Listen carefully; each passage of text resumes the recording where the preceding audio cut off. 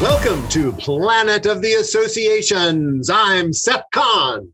And I am Mark Levy. And Mark, what are we doing here? So Planet of the Associations, this is about the association of the near future, the association of 3 years from now. What can you do today and how can you thrive and get to that 3-year mark where you're the tip top cutting edge association?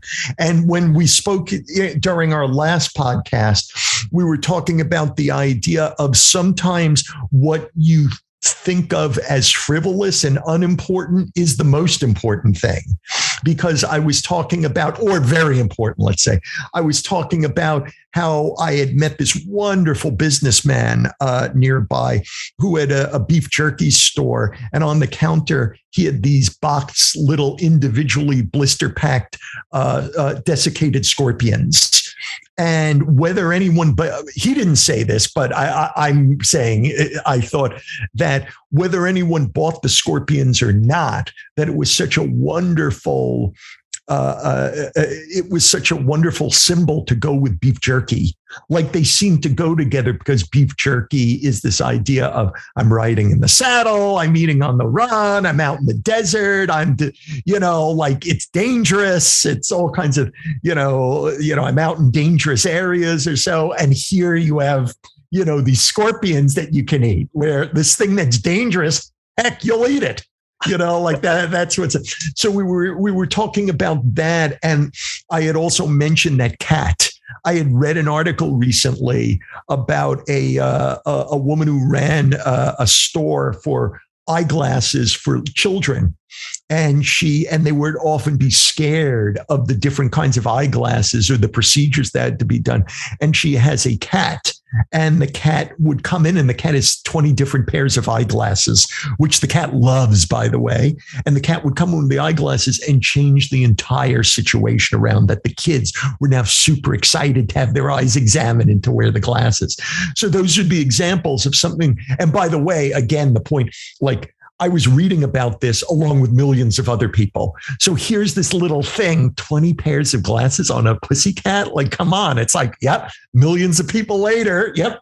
Right, right. So you don't know what the big thing's going to be. And you wanted to talk about something real. Yeah. This is fascinating. Yeah. And the frivolousness of it, like, you're in this, cats with glasses, desiccated scorpions. I mean, these are not things that you would dream up. Oh my God, this is going to take my business to another level. And yet it's exactly in that territory where it happens. And it reminded me of Tim Ferriss when he was trying to become big.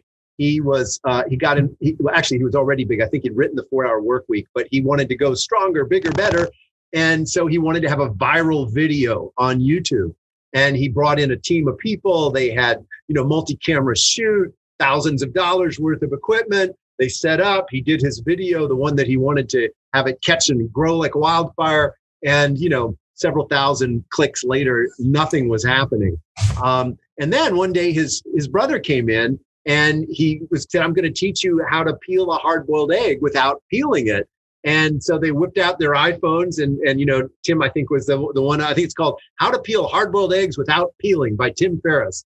And it's like a 1-minute long video. And he does this little routine, and 4 million views later, that video went viral. And in fact, today, if you check it out, it's almost up to 8 million views. So wow. Again, frivolity can prevail, right? So you don't want to screen the light of heart out of your business because you never know when it's going to help you have things take off.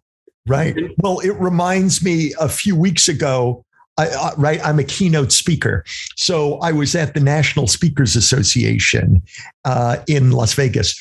And one of the guys who spoke there, who I just thought was brilliant, like, oh my God, I just so loved his talk.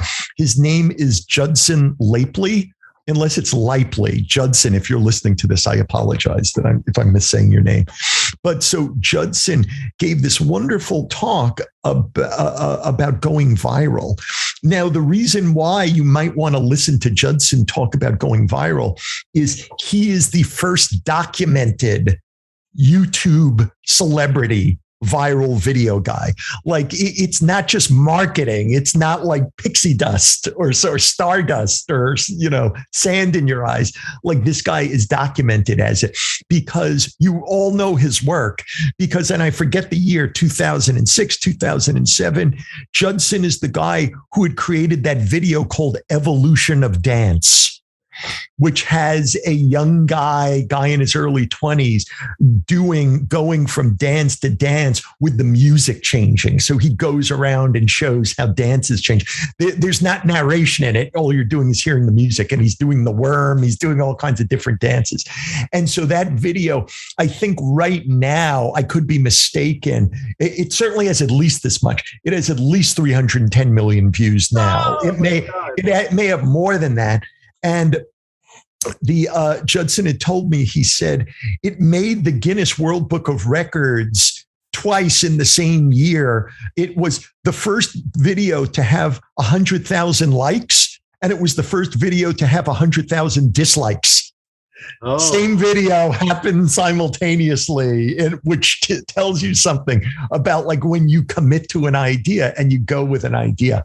And an interesting thing about it, he told me, because we spoke after, he said, when I did that video, he said, the reason why I posted it to YouTube was not famous at the time. Like it was just this like site there or whatnot.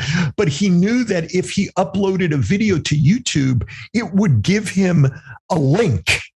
Like it would generate a link that he could copy and paste and stick into his MySpace profile because that's obviously where everyone was going to watch it. Right. He was using YouTube purely for process reasons in order to help the bigger MySpace idea. And so again, this is the idea of, you commit to things and you just don't know what's going to happen. And by the way, I asked him, I said, how did this video happen? And he said, when I was becoming a speaker in my early 20s, I knew that I needed a differentiator. I knew I needed a gimmick. I know I needed to do something that people could remember. So I came up with this dance thing just as a way of being different. And he said, I did it for this audience of teenagers. And so the audience, and if I have a fact here wrong, I apologize. But in this audience, one group said, we'd love to learn that dance, which incorporates all these dances, right, and then do it at our talent show. Can we do it? And he said, sure. And they said, can we film you, or can you get us a film of you doing it? Because it's very complex, like off the top of our heads. And that's where he had it filmed. He just had it filmed. And that's when he uploaded. It's like, oh, let me go to YouTube. Let me get a link. And now I'll upload the link to MySpace and so forth. So it was to help these kids out. He's a very generous guy. It was to help these kids out so that they could copy it to do it at their talent show. And that's why it went live, right? Interesting, all these ideas, all these things that happen, and you just can't know. It reminds me, he went on Oprah, on the Oprah show, and he did an abbreviated history of dance. And Oprah had said to him off air, she said, I don't know why that's funny, but it is. You know what I mean? Like even Oprah couldn't understand. It's like, I don't know. Like, I love this. I don't know why I love it, but right. So it's this idea of, I don't know, instinct. I don't know. What's your thinking on this? I don't know, maybe something hardwired into the human brain about seeing all of our dances across time. And maybe it's the evolution of the human species right there in front of you, Right. But I just think that there's this interesting thing that, we don't know what's going to make a hit, right? Right. You've got the Billboard 100, right? You've got all these artists with all this money, with all these agents who are concentrating all of their energy, and they still don't know what's going to catch, what the next big fad's going to be. Same with movies. I remember being enamored with Robert McKee and his great book and workshop Story, where he just goes on and on about the structure of story and what's important. But the bottom line is, we don't know what's going to be successful. And he even says in some of, I think it's the opening he talks about there's all this crap out there that's successful. And how do you explain that? And he says, you can't. I mean, there's just so much that we don't understand about what causes something to catch and grow. But when it does, I think you can count on that equal distribution of likes and dislikes that you talked about. And I think that if you're an executive and you're trying to create a social movement, you get enamored with the idea of the 100,000 likes, but do you prepare yourself for the 100,000 dislikes? And that's a question I have. That's I love that. And what you said, because you talked about Robert McKee and you talked about movies, reminds me, one of my favorite writers, who unfortunately died a year or two ago, William Goldman, the famous screenwriter who wrote Princess Bride and Marathon Man and All the President's Men and all kinds of things like that. So William Goldman, in his book, Adventures in the Screen Trade, which is one of my favorite books, he said, he wrote, this is the most famous quote from the book, and he did this in all caps, and he repeats it. He says, nobody knows anything. And then he said, and in case you missed that, let me repeat it. Nobody knows anything, in all caps. And he was talking about, this is a very detailed book about producers, about screenwriters, about actors. And it's the idea about what makes a hit. And he says, like nobody knows. Like all you can do is, right? Like this is the man who wrote Princess Bride and Marathon Man. It's like, right. Nobody knows. If they knew, Steven Spielberg wouldn't have made 1941 and, like other films of his, like they don't know, right. So, but it's this idea of being prepared to commit to an idea and to continue on with it and to learn from what it is you did, and do it next time, but like not to back off from it. A friend of mine, and I'm not sure that I may have talked about this before. I'm not sure if I did. A friend of mine, who's a magician. His name's Rich Murata. So Rich once said to me, he talked about an entertainer doing something. I forget what it was that they were doing. They were doing an act or so. And Rich said to me, that guy has Farley Commitment. Farley, F-A-R-L, right? E-Y. So I think that's how you spell it. So he said Farley Commitment. This was years ago, right? This was 15 years ago. He said this to me. He said, it's Chris Farley from Saturday Night Live in the movies. He says, when Chris Farley is in a sketch, he is totally committed in the sketch. He's sweating. He's falling on tables. He's screaming. And he says, that's Farley Commitment. In other words, the guy's 100% in. Doesn't matter how good or bad the sketch is. He is 100% committed to it. So often when I'm working with clients, I'll tell them that story and I'll say, I want you to go take this idea and I want you to show it Farley Commitment. We might watch, like a video from Chris Farley from Saturday Night Live. Say, you see that? That's what I mean. Like the guy, there is no doubt in his mind whatsoever. Like if he goes great, it's going to be based on that character and what that character has to say and do. If he goes bad, it's still, it's identical performance. It's like he's giving it everything. Right. So the idea of Farley Commitment. So it reminds me of working with Alan Weiss, who's somebody that we both know, right? Oh, yeah. Masterful entrepreneur, brilliant mentor. And he would talk about when you're giving a keynote speech, you put your all into it.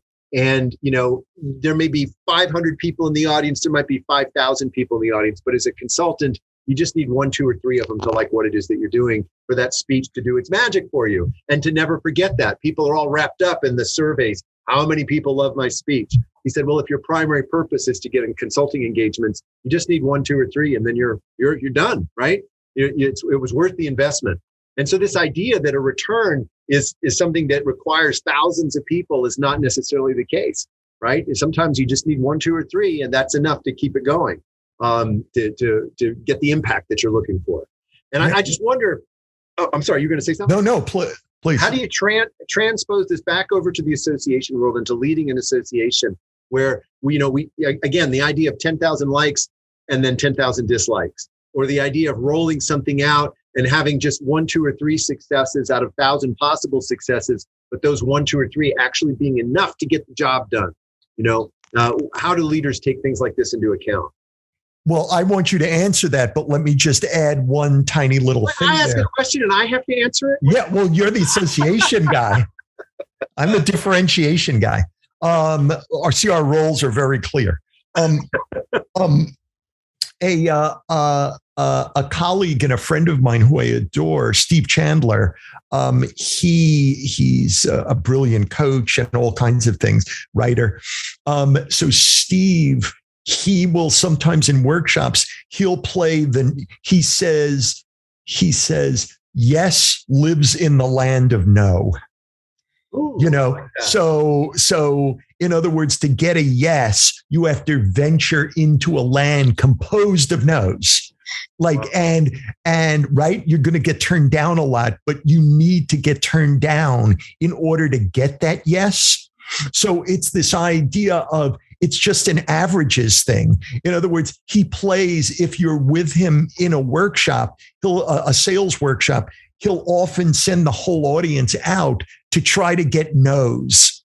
In other words, he has them go off and do things with like regular people who know nothing about the exercise, like out in the hotel or the conference center or whatnot.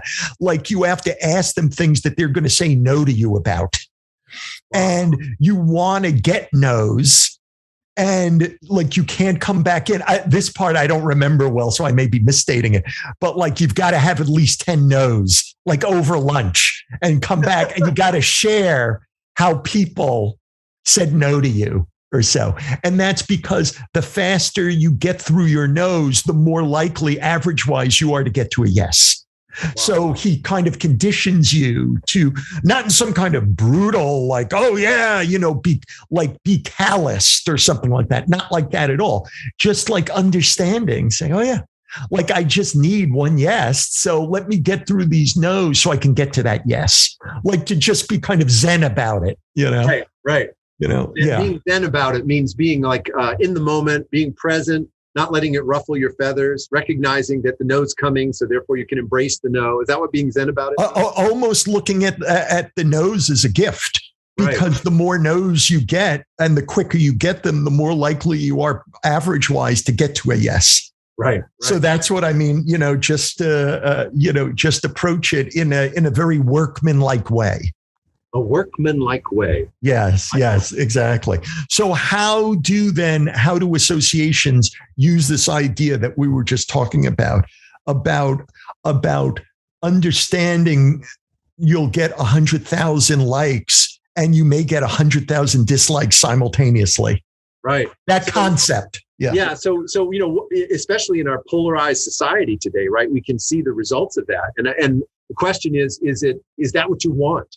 Do you want those 100,000 likes bad enough to pay for them with 100,000 dislikes? Could that split your organization apart? Could you come apart at the seams because of the polarization? You run off in a particular direction and enough people stand up and say, I don't like where you're going, that it actually starts to rent your organization? Or is it the case where the 100,000 likes creates so much momentum that it's justified and that it pulls your organization forward? I think you really have to wrestle with some what if scenarios before you can answer that question. And, how much risk are you willing to take? I know a lot of association leaders who really like to be behind the curtain. They like to lead from behind. It's a common phrase. And so this idea that I'm not going to create waves, I'm going to move things forward surreptitiously, carefully, strategically, and incrementally is the way to lead. That's what many people that's what their behavior shows. Right. And what's the proper way to lead? Well, I don't think there is a proper way to lead. I know when I'm working with a CEO, I'm always looking at their DNA, their essence, and I'm trying to help. There's that old Jewish joke. Who is the rabbi who's dying and his students gather around him? And, somebody says something like, well, you're about to meet your maker. Aren't you afraid that he's going to judge you and say you weren't enough like Moses? And I don't remember what the rabbi's name was. Let's say it's Rabbi Deutschman. I'm just making that up. He would say, when I meet God, God is not going to ask me, why were you not more like Moses? He's going to ask you, why were you not more like Rabbi Deutschman? And that's how I look at leadership, is with these CEOs, is to try and understand their style, their natural way of doing things, and then to get them to remove as many barriers as possible from being themselves so that they can be 100% who they are, right, in their role. Right. Well, it reminds me, what you're saying reminds me of a colleague of mine, Aziz Gazapara, also brilliant coach and whatnot. So Aziz says the idea of don't try to be the best, because that invites in perfectionism. When you try to be the best, it's scary and it freezes you up. You want to be the most you. Like what's cool and what's good and what's effective.